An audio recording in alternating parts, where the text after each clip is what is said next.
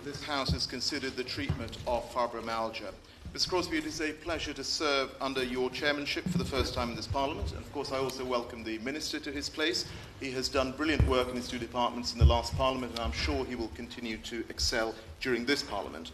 I want to use this debate to throw a spotlight on a not particularly well-known, nor medically well-researched, but incredibly debilitating condition, namely fibromyalgia.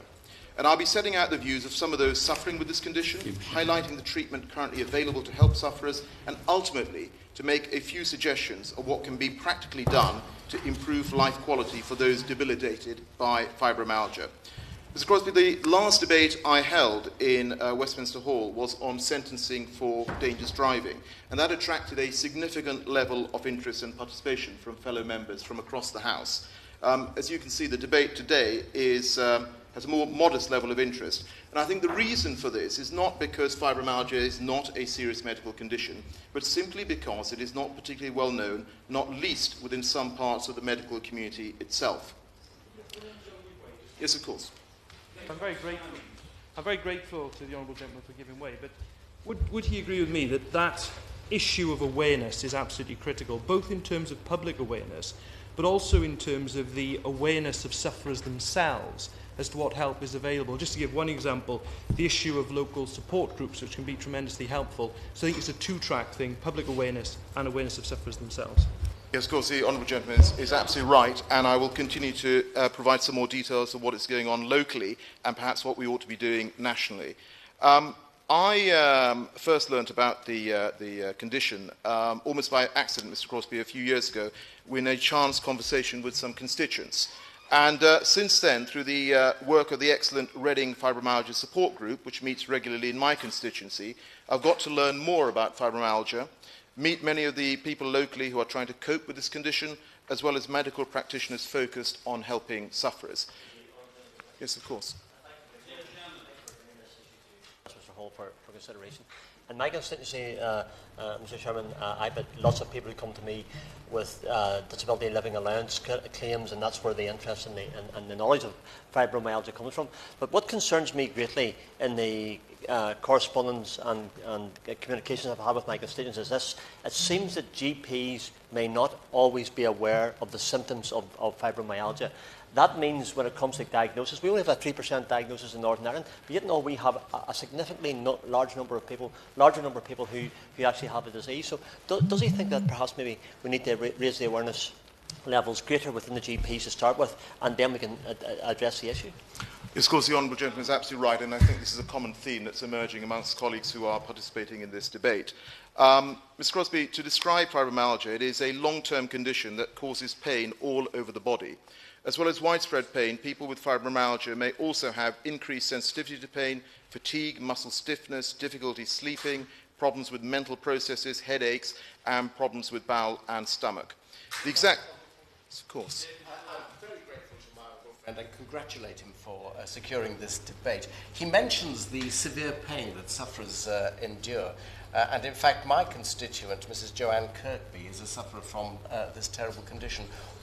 Is he aware that most of the pain relief treatment centres in mainland Great Britain are actually within England? And is he aware also that if a patient comes from Wales, it is necessary to go through an extremely lengthy and complicated bureaucratic process in order to access that treatment, such as, for example, at the Bath Pain Relief Centre? Well, my honourable friend makes a very good point, and perhaps in his response the Minister may want to respond on that particular issue with regard to where treatment is available and where the pain clinics are actually situated. Now, Mr. Crosby, the exact cause of fibromyalgia is unknown, but is thought to be related to abnormal levels of certain chemicals in the brain and changes in the way the central nervous system processes pain messages carried around the body. It's also been suggested by some that people are more likely to develop fibromyalgia because of genes inherited from their parents. In many cases, the condition appears to be triggered by a physically or emotionally stressful event, such as an injury or infection, giving birth even, or having an operation, the breakdown of a relationship, or the death of a loved one. And this is the key point, that anyone can develop fibromyalgia, although it affects around 7 times as many women as men. And the condition develops typically between the ages of 30 and 50, but can occur in people of any age, including children and the elderly.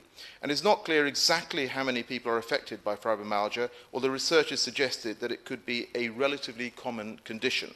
Some estimates suggest that nearly 1 in 20 people in the UK may be affected by this condition to some degree. Of course, one of the main reasons it is not clear precisely how many people are affected is because fibromyalgia can be a difficult condition to diagnose. There is no specific test for the condition, and the symptoms can be similar to those of a number of other ailments. But living with fibromyalgia can be incredibly debilitating. Ahead of today's debate, a number of local people emailed me their experiences of coping with fibromyalgia, and I just want to read out extracts of some of the heartfelt and moving words that they have sent me. A father of young children wrote to me, and this is what he said, and I quote, "I've had fibromyalgia for a couple of years now. My life and that of my immediate family has changed significantly in adapting to and attempting to cope with my condition. I am unable to continue working as an accountant, as my ability to read, write, and concentrate have all been significantly affected. I suffer with fibrofog, a difficulty in recalling words or train of thought where the mind goes blank." And he goes on to say, "I find it impossible to switch off from the pain as it is constantly moving as though it is being scattered around my body. I and many of the members of the Reading Fibromyalgia Group experience a lack of understanding of others due to the ignorance relating to this condition that we suffer. As we appear whole, there is often a lack of compassion from others, and we can be made to feel as though we are malingerers. I have always had a strong work ethic and believe in setting a good example to my children. If I could work, then I would work. My hope now is that there will be a greater understanding of fibromyalgia and how limiting this condition can be on the individual." A female sufferer has written to say, and I quote, "My typical day starts with trying to get my body working. My joints are so stiff with pain that I have to sit on the side of the bed and massage my shoulders, lower back, my knees, elbows, and hands. It takes an hour to get showered and dressed. I do feel a failure if I have to get my husband to come and help me. After having problems with pain, exhaustion, and fatigue for several years, they then turn into depression, stress, and anxiety. My GP finally diagnosed me with fibromyalgia. In 2013, I went along to our local fibromyalgia support group. When I went in the room and saw that the people there were nothing different, I was reduced to tears to find that they were all like me, young and old, male or female, and that I was not a fraud." And finally, one other submission that I received, and I quote, this is a male sufferer who's written, "Living with fibro is often difficult, and it's like we have a volume control button that is broken at maximum setting. Sometimes the pain and stiffness abate with medication, exercise where we're able to do so, and so forth, but it always comes back later in the day or within a day or two of doing too much activity. Depression in people with fibro is common as a life we used to live, because of the life we used to live but can no longer. This adds to the stress and tension and can become a vicious circle. Exhaustion is common as well. The lack of understanding and sympathy from others, including, importantly, the medical profession, makes it all the harder to bear. Yet fibromyalgia has been recognized by the World Health Organization since the 1970s as a chronic and long-term health condition. Thousands, if not millions, of people worldwide have fibro, either diagnosed or not so, but they display the symptoms. Yet people still think we're making it up, which is very disheartening to us. Some even are abusive to us because they don't understand.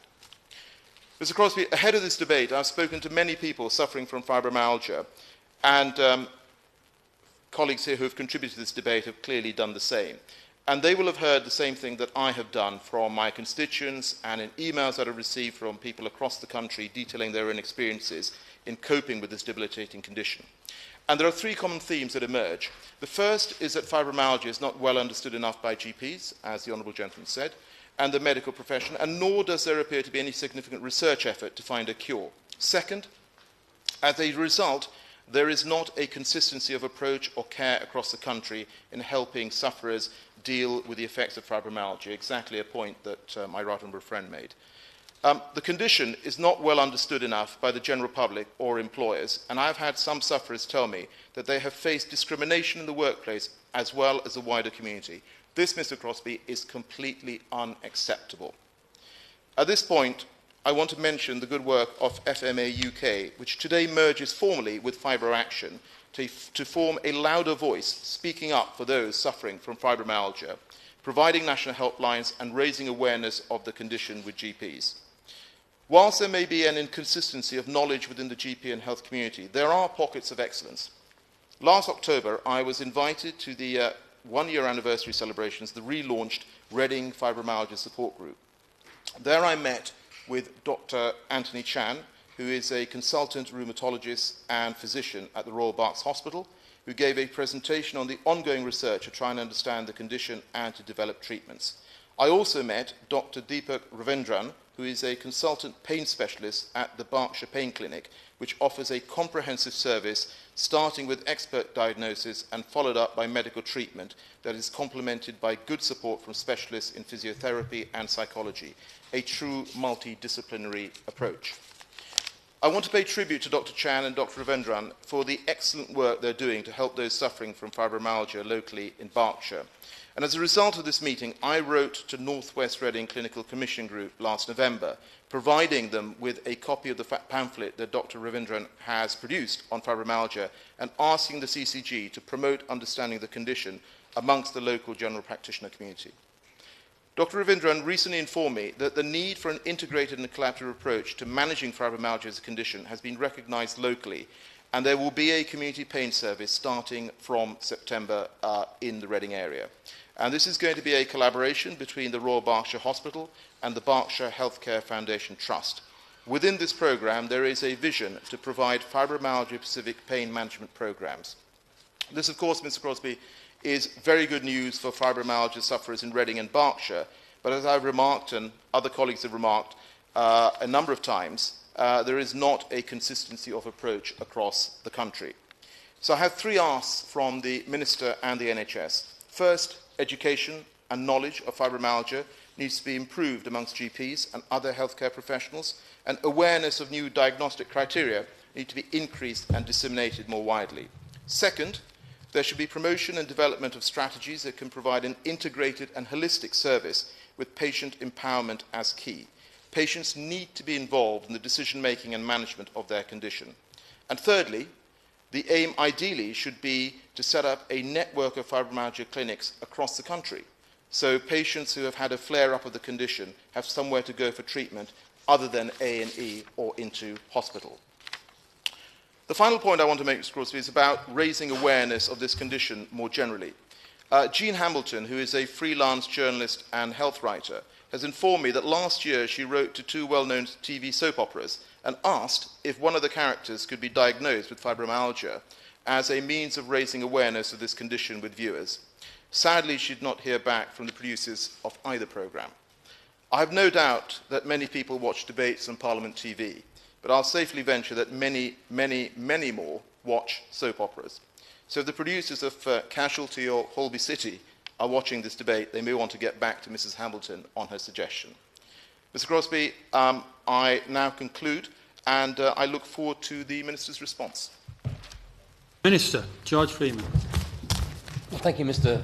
Crosbie. It's a great pleasure to serve under your chairmanship today and to have a chance to respond. Could I start by congratulating my honourable friend for securing this debate and raising this important issue. I know that in his constituency he's shown great support for his local fibromyalgia patient group, advocating on their behalf and raising money and raising the profile of this debilitating disease for those who suffer from it, so they can continue their important work to improve awareness about the condition and provide advice to patients and families. And I also wanted to pay tribute to the work of the Fibromyalgia Association UK and the other charities and the many patient support groups around the country who work tirelessly to raise the profile of this disease and support those affected, and to welcome the news of today's merger, which I think will help to give a stronger patient voice to those affected.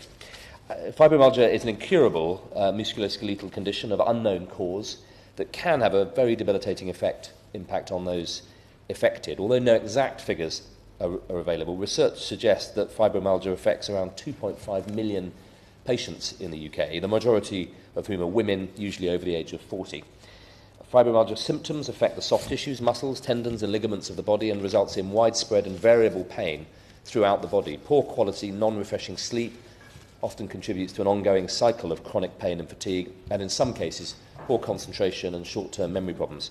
Irritable bowel syndrome, restless legs, head and neck pain and sensitivity to temperature change are also associated symptoms of fibromyalgia. The variety of symptoms and the range of their severity differ from patient to patient. Diagnosing the symptoms of fibromyalgia can be challenging for GPs. Around 20% of the general population consult their GP about a musculoskeletal problem each year, and that amounts to over 100,000 consultations a day. And the symptoms of fibromyalgia are also common to other conditions such as rheumatoid arthritis, lupus, and chronic fatigue syndrome.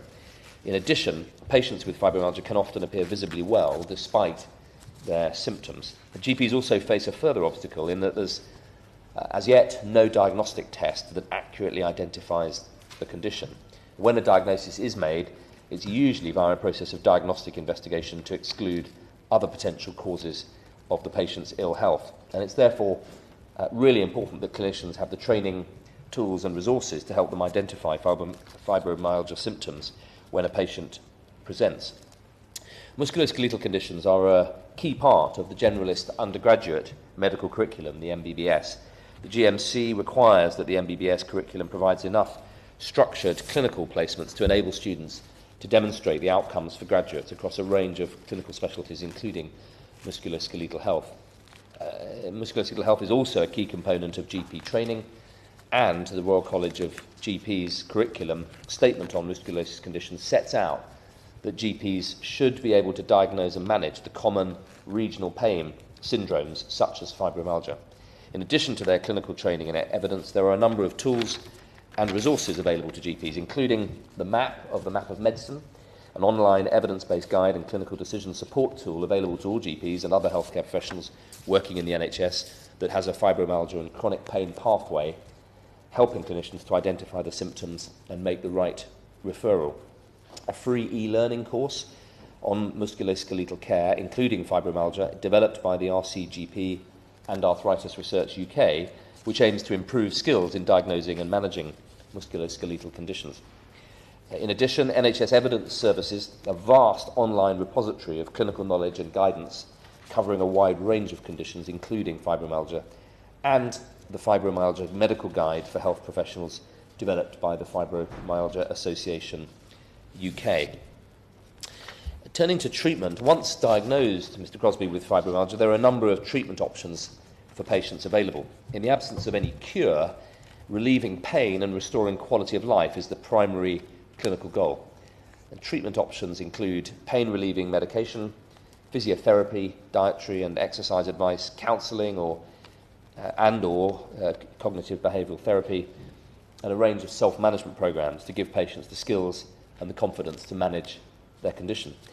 The routine assessment and management of pain is a required competency of all health professionals. Many patients can have their fibromyalgia successfully managed through routine access to locally commissioned services via GPs, community and secondary care services. And I'll come on to my honourable friend's point about specialist clinics in just a moment. Happily give way. The introductory comments from the proposer of the debate today and myself in my intervention was how can we raise awareness within the GP profession so they can understand the symptoms of fibromyalgia, can then diagnose earlier. I mean, I give the example of Northern Ireland, Mr. Crosby, and that was only 3% of people in Northern Ireland have been actually diagnosed, but the numbers of those with it are significantly larger. So there seems to be a gap between those diagnosed, those not. Is that because the GPs aren't really aware? How can we make them more aware? Minister. Well, I think the honourable member's made an excellent point. He's helping to raise awareness today. I will pass on the points that have been made here today to the team in NHS England who are responsible for this. And I think the answer to the question about awareness is also really to support debates like this and to promote the work of the charity and the patient advocacy groups. The routine assessment of pain, as I was saying, is a required competency for all healthcare professionals. But, however, patients who remain in high levels of pain after conventional approaches to treatment have failed are able to access specialist pain services which are nationally commissioned by NHS England, and patients referred to these services receive multidisciplinary team care from clinicians with expertise in pain management. I'd happily give way. David Jones. You heard my intervention earlier on, and of course he mentioned specialist pain relief centres, most of which are actually located in England. He will also have heard my points about the bureaucratic difficulties that patients have to go through if they live in Wales in order to access such centres in England. Can I ask him if he will liaise with his colleagues in the Welsh Government to see if a smoother path can be achieved for patients from Wales? Minister. Well, my honourable friend is an outspoken advocate of needs in this way in Wales, in health as in other issues. And he will know, and I need to just point out that pain centres in England are distributed evenly in Wales and the other devolved administrations. It is a devolved matter. But yes, I will happily write to the relevant people in Wales to highlight the importance of this condition and what we're trying to do in England and to encourage them to adopt similar best practice. I can't vouch for the response I'll get, and as in other areas, it is a matter for the local assembly, but I'll happily pick that up. In addition to the specialised pain services available, there are also a number of NHS trusts that provide dedicated fibromyalgia clinics, such as the Royal National Hospital for Rheumatic Diseases in Bath, and the clinic offers expert support and advice, as well as a fibromyalgia coping skills programme aimed at facilitating self-management. And I know that some of my honourable friends' constituents have raised concerns about coordination of their care, and I'd like to reassure him and them that improving the care and support of people with long-term conditions, including the coordination of that care, is a central ambition of this government and reflected in our mandate with the NHS. Yes, I'll happily give way. Very briefly, thank you, Mr. Crosbie. Just on the point that the Minister is making, is there not also a social aspect to it in terms of support, of sufferers being able to support each other? And I'm delighted to hear the point the Minister makes about coordination, because it seems to me improving coordination is absolutely crucial to that being more widely available on a consistent basis across the UK. Yes, I think the Honourable Member makes an important point. In fact, this is going on across different therapeutic areas, and the role of charities in providing a strong voice for patient empowerment, patient networks, including increasingly social media, allowing us to bring on the voice of the sufferers of disease for research, for treatment, and for patient support. And I think the role of charities, I'm delighted by the news of the amalgamation today, can only be a good thing in terms of developing a wider understanding and developing that patient voice in new treatment pathways. We want everyone with a long-term condition, and there are currently around 15 million people, to be offered a personalised care plan that sets out their needs and preferences for care. And I know that Martin McShane, responsible for improving outcomes for long-term conditions at NHS England, and Peter Kay, the National Clinical Director for Musculoskeletal Care, are working hard to make this happen. And as I say, I will ensure that the points raised today are passed on to them as part of that work. I wanted to pick up the point on research that my honourable friend raised. Nationally, we've increased overall medical research investment in Department of Health substantially, from £885 million a year in 2010 to over £1 billion allocated for 2015-16. The usual practice of the Department's National Institute for Health Research, for which I'm responsible, is not to ring-fence funds for expenditure on particular topics, but to invite and to assess research proposals in all areas for funding. And although there are currently no fibromyalgia projects funded by the NIHR, the European Commission is contributing nearly €6 million to a project looking for better ways of treating chronic pain, including fibromyalgia, and I look forward to the results after the project ends in 2018, and I'd urge members here and the Fibromyalgia Action Group UK and the patients it represents to feed their comments in and to welcome those results.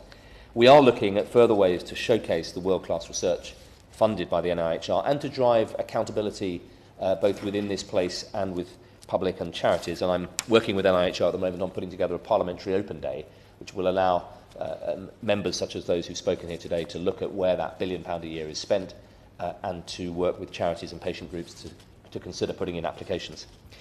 I wanted to turn finally to the point of discrimination in the workplace, which a number of colleagues across the House have raised. This is a serious concern for a number of members, both of my honourable friends' constituency and local fibromyalgia support group. And let me just say that it is completely unacceptable if patients of long-term conditions are misrepresented as malingerers at work. We've seen this in other conditions historically, and as research and understanding of the disease comes on, we need to be very aware that people who may at the moment present with conditions that aren't well understood may well be suffering from diseases that have yet to be properly diagnosed. People with long-term disabling conditions rightly have protection from discrimination in the workplace under the Equalities Act 2010, and where a disability such as that arising from a long-term condition has been established, the Act requires employers to make reasonable adjustments in relation to the disabled to ensure that they're not placed at a substantial disadvantage compared to their non-disabled colleagues. And failure of an employer in this regard could amount to direct disability discrimination under the Act. I wanted to pick up the specific point that a number of my honourable friend and a number of others have made about the establishment of a network of specialist fibromyalgia clinics. We are aware of a number of dedicated fibromyalgia clinics around the UK, including the UK's leading centre in Bath Hospital, the Centre for Rheumatic Diseases. But I will write to Martin McShane, the head of long-term conditions at NHS England, to ask if more formal networks can be established and to see whether, with the support of active patients and these charities, there might be more we can do to bring on those groups in terms of helping support research to develop new treatments and new pathways. Mr. Crosbie, in concluding, I wanted to genuinely thank my honourable friend for the tireless work he does in his constituency to raise this issue and in bringing this debate here today. Across so much of medicine, it often begins with the small voice of the misunderstood patients getting together, raising research through charities, raising the profile in this place and others, building a head of steam, putting in bids for research projects, and the NIHR stands open and ready to receive bids, and building cross-party support. And I have no doubt that in the years to come, this work and this discussion and this topic will come to be seen as one of those where the more we come to understand the condition, the more we will drive research into cure and diagnosis, and the more we'll improve the treatment of the disease across the NHS. And I very warmly welcome my honourable friend's leadership in bringing this to the attention of the House today. The question is that this House has considered the treatment of fibromyalgia. As many of that opinion say aye. Of the contrary, no. I think the ayes have it. Order, order.